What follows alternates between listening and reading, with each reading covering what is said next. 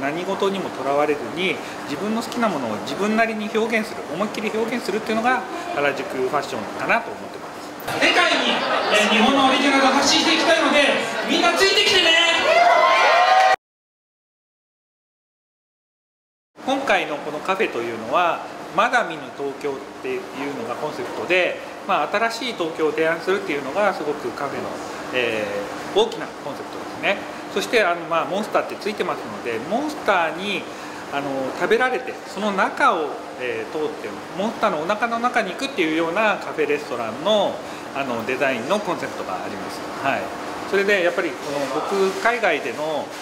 仕事も、年に半分ぐらい海外に行ってますので、その時に大体この外国の友達が東京に来た時になんか東京らしいお店に連れてってくれって言われるんですけど、なかなかないんですね。それでやっぱ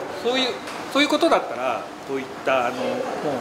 原宿ならではのファッションとコンセプトとデザインを詰めたようなお店を作ったらどうかっていうことでこの、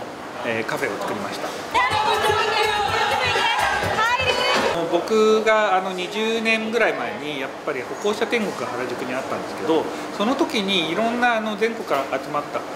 来た子たちが思い思いのファッションをして、自由に表現していた。それが原宿ファッションの、ベースになってますので、やっぱり原宿ファッションっていうのは何事にもとらわれずに自分の好きなものを自分なりに表現する、思いっきり表現するっていうのが原宿ファッションかなと思ってます。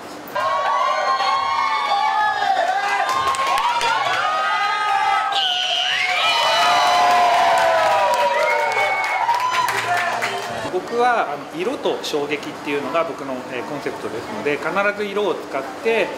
もうドキドキ感、衝撃をこうみんなに、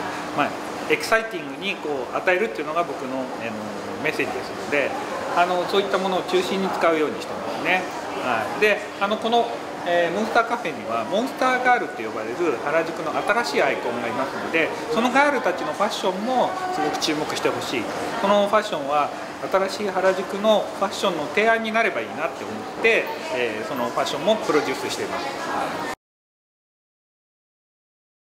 原宿っていうのはもともとはその歩行者天国時代、20年前にあった原宿っていうのはみんなこう自由に自分のファッションをやっていたんですけど、だんだんこうやって可愛いっていうのが世界的に広がっていくと、可愛いってこういうものでしょとか、可愛いってこうじゃなきゃいけないっていう固定概念が増えていったので、今はもっと原宿はもっとそういうのにも縛られない自由なスピリッツですので、そういうものをどんどん原宿で作っていきたい。これからもずっとこの原宿の街っていうのは世界中の憧れであり続けるためにはやっぱり自由なスピリッツを守っていきたいと、そういうふうに僕は考えてます。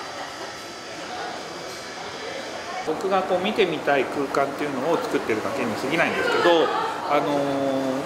子どもの頃に僕は商店街で育って、商店街の時に見た色彩みたいなのをこう元に作ってるんですね。で今回はすごく毒々しい店内ではあるんですけど、それはもう子どもの頃に見ていた夢の断片だったり、そういうのをベースに作っています。このカフェ、そして原宿っていうのは今までにやっぱりこのない日本オリジナルのカルチャー、そしてファッションですので、ぜひ日本に遊びに来ていただいて、そして原宿をこの目で体感して楽しんでいってほしいと思います。